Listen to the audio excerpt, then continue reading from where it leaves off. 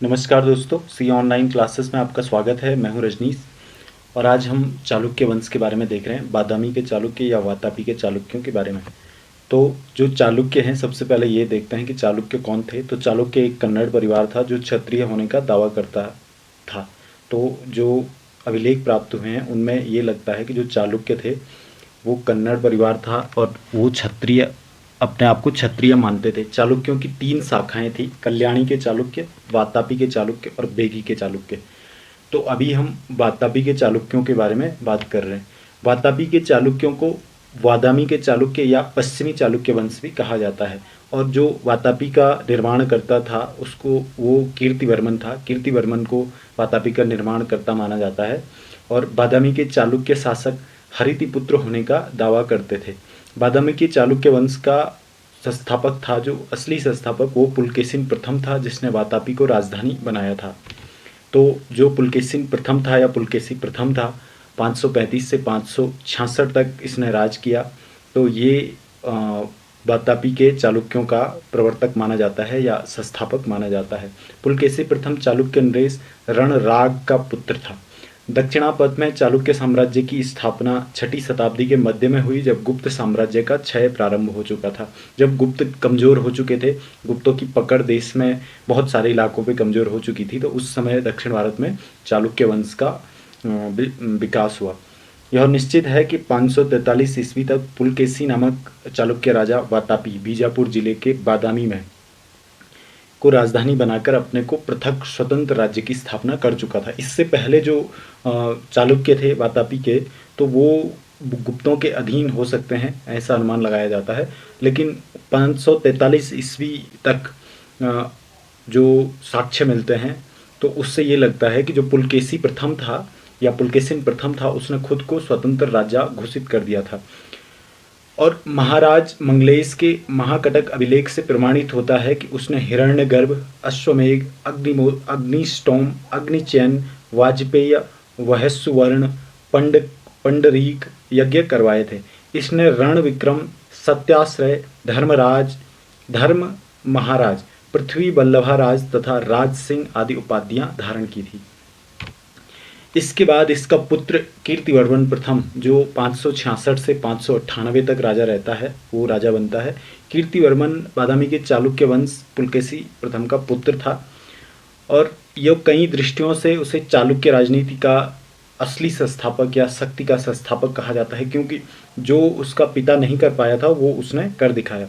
अभिलेखों में उसने मगध, अंग, बंग, कलिंग, मुद्रक, गंग, मस्क, पांड्य, चोल, द्रमिक, नल, कदम्ब आदि राज्यों को जीता था। महाकूट स्तंभ लेख से प्रमाण मिलते हैं कि उसने बहुसुवर्ण और अग्निष्ठम यज्ञ को संपन्न करवाया था। कीर्तिवर्मन प्रथम ने पुरुरण, पराक्रम, पृथ्वी वल्लभ एवं सत्याश्रय की उपाधियां धारण की थी। कीर्तिवर्मन के बाद राजा बनता है मंगलेश। तो मंगलेश गद्दी पे बैठता है 598 से और 609 तक रहता है। तो मंगलेश ने गद्दी पर बैठने के उपरांत कलचूरियों को पराजित किया था। कलचूरी काफ़ी शक्तिशाली थे उस समय और उसने धोखे से गद्दी हथिया ली थी, क्योंकि जो कीर्तिवर्मन था उसका पुत्र पुलकेशिन द्वितीय था, जो वो थोड़ा अवयस्क था। तो इसने अपने भाई की मृत्यु पे राजगद्दी को हथिया लिया था। वल्लभी नरेश ने मंगलेश द्वारा आरंभ किए गए विजय अभियान को रोकने का प्रयत्न किया था, लेकिन वो इस कार्य को पूरी तरह से रोक नहीं सका, सफल नहीं रहा वल्लभी नरेश। मंगेश ने कदम्बों को समूल नष्ट कर दिया था। तो जो कदम्ब शासक थे, कदम्ब शक्ति थी, उसको मंगलेश ने खत्म कर दिया था। एहलोर के अभिलेख में उल्लेख मिलता है कि आधार पर प्रतीत होता है कि मंगलेश अपने पुत्र को अपना उत्तराधिकारी बनाना चाहता था। असल में कीर्तिवर्मन का छोटा भाई था मंगलेश और ये पुलकेशी द्वितीय की जगह खुद राजा बन गया था। लेकिन जब ये अपने आखिरी समय में था, ये अपने पुत्र को राजा बनाना चाहता था, लेकिन पुलकेशी द्वितीय ने मंगलेश को मारकर राज सिंहासन पर आरूढ़ हो गया, मतलब सत्ता पे अपने आप आ गया। मंगलेश के बाद पुलकेशी द्वितीय 609 से 642 तक राजा रहता है और पुलकेशी द्वितीय पुलकेशी प्रथम का पौत्र था और चालुक्य वंश का चौथा बड़ा राजा था। इसने 637-638 में कन्नौज के राजा हर्षवर्धन को हराया था। तो पुलकेशी द्वितीय ने कन्नौज के राजा महाराजाधिराज हर्षवर्धन को हराया था। पुलकेशी द्वितीय ने बहुसुवर्ण एवं अग्निहोष्टम यज्ञ संपन्न करवाए एवं जिनेन्द्र का मेगुती मंदिर भी बनवाया था। तो जिनेन्द्र का मेगुती मंदिर पुलकेशी द्वितीय ने बनवाया था। पुलकेशी द्वितीय चालुक्य वंश का सबसे महान शासक था। इसने श्री पृथ्वी वल्लभ, परमेश्वर तथा परम भागवत जैसी उपाधियां धारण की थी। तो पुलकेशी द्वितीय ने श्री पृथ्वी वल्लभ, परमेश्वर और परम भागवत उपाधियां धारण की थी। पुलकेशी द्वितीय के विजयों का विस्तृत वर्णन जैन कवि रवि कीर्ति के अहलौर अभिलेखों से दिया गया है। पुलकेशी द्वितीय ने हर्षवर्धन को हराकर परमेश्वर और दक्षिणापथेश्वर की उपाधि धारण की थी। तो उस समय ये बहुत बड़ी उपाधियां होती थी, दक्षिणापथेश्वर, दक्षिण पथ का स्वामी। तो इसने हर्षवर्धन को हरा के ये उपाधि धारण की थी। अजंता की एक गुफा चित्र में फारसी दूत मंडल का स्वागत करते हुए, जो फारसी दूत मंडल आया था उसकी स्वागत करते हुए पुलकेशी द्वितीय को दिखाया गया है। पल्लव वंशी शासक नरसिंह वर्मन प्रथम ने पुलकेशी द्वितीय को परास्त कर उसकी राजधानी वातापी या बादामी को हथिया लिया था और इसी युद्ध में माना जाता है कि पुलकेशी द्वितीय की मृत्यु हो गई थी। और इसी के उपलक्ष्य में नरसिंह वर्मन ने वातापी कोड की उपाधि धारण की थी। पुलकेशी द्वितीय को हराने के उपलक्ष्य में ही नरसिंह वर्मन ने, जो पांड्य नरेश पल्लव नरेश था, उसने वातापी कोड की उपाधि धारण की थी। पुलकेशी द्वितीय की मृत्यु के बाद उसका पुत्र विक्रमादित्य प्रथम गद्दी का दावेदार था, लेकिन जो लड़ाई होती है पुलकेशिन और पल्लवों के बीच, तो उसमें पुलकेशिन मारा जाता है और जो चालुक्यों का क्षेत्र था, बादामी वाला इलाका जो उनकी राजधानी थी, वहाँ पे चालुक्य पल्लवों के कब्जे में चले जाता है वो दक्षिण का प्रांत। और इस दौरान 642 से लेके 655 तक चालुक्यों की राजगद्दी खाली रहती है, क्योंकि चालुक्यों के राज्य पे उस समय पल्लवों का आधिपत्य था। और 655 में विक्रमादित्य, जो पुलकेशी द्वितीय का पुत्र था, वो राजगद्दी पे बैठता है, राजा बनता है। उसने बादामी को पुनः हासिल कर दिया और जो उसके शत्रु थे पल्लव, उनको हरा दिया और उनको अपने साम्राज्य से बाहर निकाल दिया। अपने साम्राज्य का काफ़ी क्षेत्र उसने वापस जीत लिया। उसने पल्लवों के राज्य कांची पर अधिकार कर दिया, जो पल्लवों की राजधानी थी कांचीपुरम, कांची, तो उसने वहाँ पे अधिकार कर दिया विक्रमादित्य ने। और उसने अपनी पिता की जो हार थी उसका बदला ले लिया। विक्रमादित्य ने कामेर, ईरान और लंका के राजाओं को शुल्क देने के लिए बाध्य किया था। ये किसी लेख से मिला है ये विवरण की जो विक्रमादित्य प्रथम था, उसने कामेर, ईरान और लंका के राजाओं को लगान देने के लिए या शुल्क देने के लिए बाध्य किया था। मतलब इसकी पहुंच बहुत हो गई थी। उसने श्री पृथ्वी वल्लभम, भट्टारक, महाराजाधिराज, परमेश्वर और रण रसिक उपाधियां धारण की। अब इसमें देखिए, भट्टारक, महाराजाधिराज और परमेश्वर तो लगभग इनमें से ज़्यादातर लोगों ने इस तरह की उपाधियां धारण की, लेकिन इसने जो अलग की जो पूछा जा सकता है वो है पृथ्वी वल्लभ और रण रसिक। तो ये पूछा जा सकता है कि विक्रमादित्य प्रथम ने की कौन कौन सी उपाधियां धारण की थी, तो उनमें से ये जरूर पूछा जा सकता है कि पृथ्वी वल्लभ और रण रसिक किसने धारण की थी। तो ये विक्रमादित्य प्रथम ने धारण की थी। विक्रमादित्य प्रथम संभवतः अपने शासनकाल के अंतिम दिनों में पल्लव नरेश परमेश्वर वर्मन के प्रथम के हाथों पराजित हो गया था। अब इसका पिता भी पुलकेशी द्वितीय था, जो वो भी पल्लवों के हाथों पराजित हुआ। और पल्लवों का जो अगला राजा था परमेश्वर वर्मन प्रथम, उसने भी विक्रमादित्य को आखिरी दिनों में पराजित किया था। और इस तरह से 681 तक विक्रमादित्य प्रथम का शासनकाल चलता है।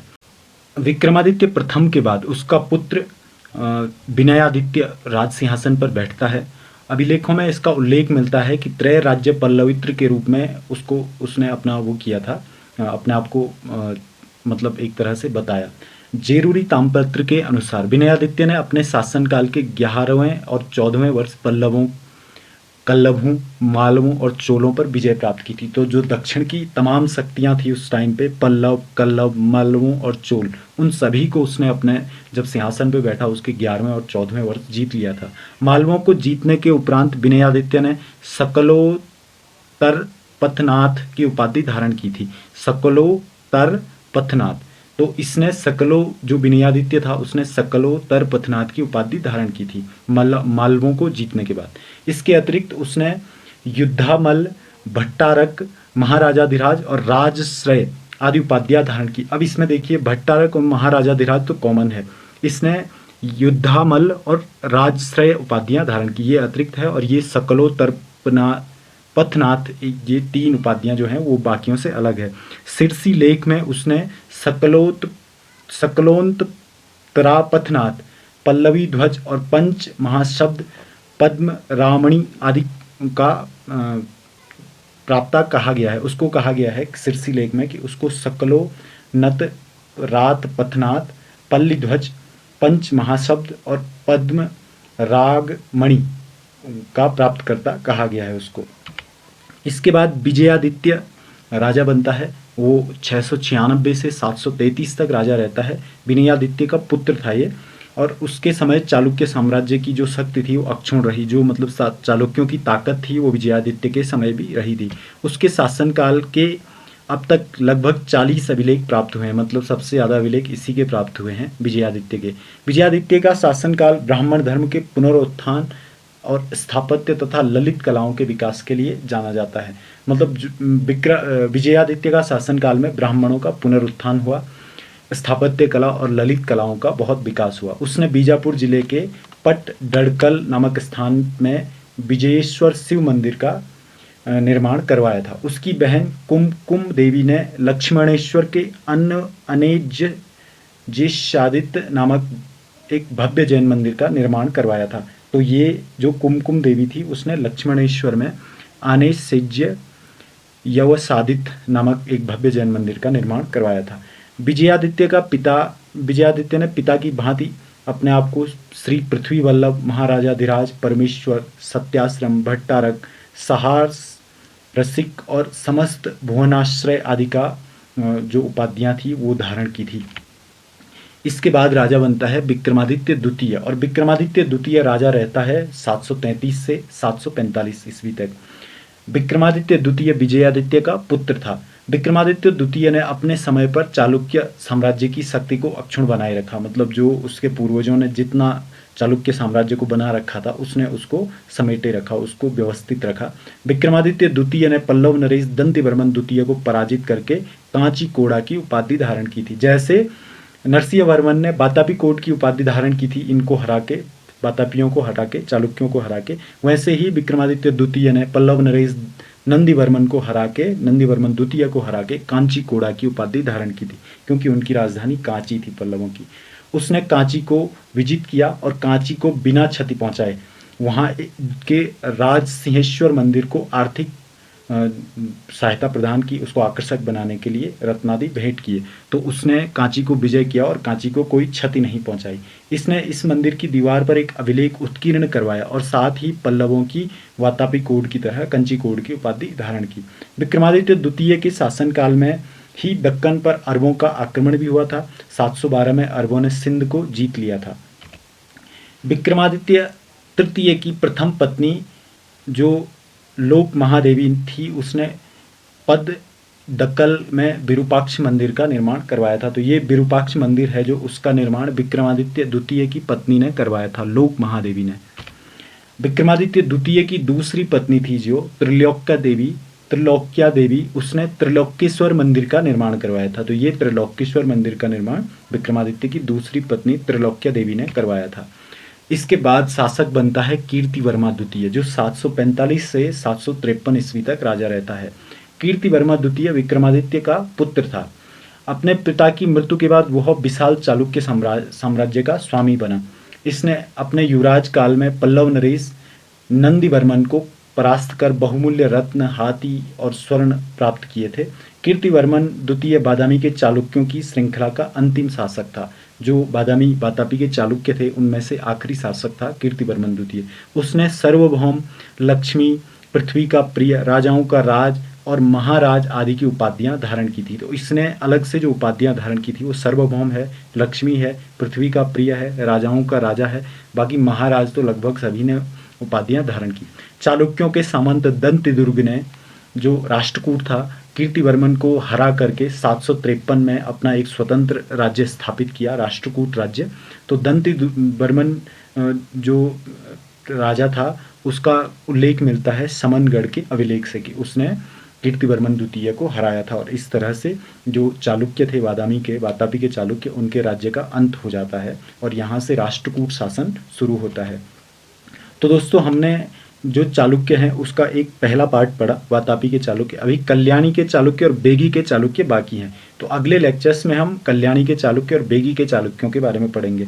तो अगर आपको ये वीडियो अच्छे लग रहे हैं, आपके लिए हेल्पफुल हैं, तो हमारे चैनल को सब्सक्राइब करें, लाइक करें, वीडियोज़ को अपने दोस्तों के साथ शेयर करें, कमेंट करें और जितना हो सके उतना हेल्प करने की कोशिश करें, सपोर्ट करने की कोशिश करें, जिससे कि हम आपके लिए और बेहतर से बेहतर स्टडी मटेरियल प्रोवाइड करवाएं। Thank you. जय हिंद, जय भारत।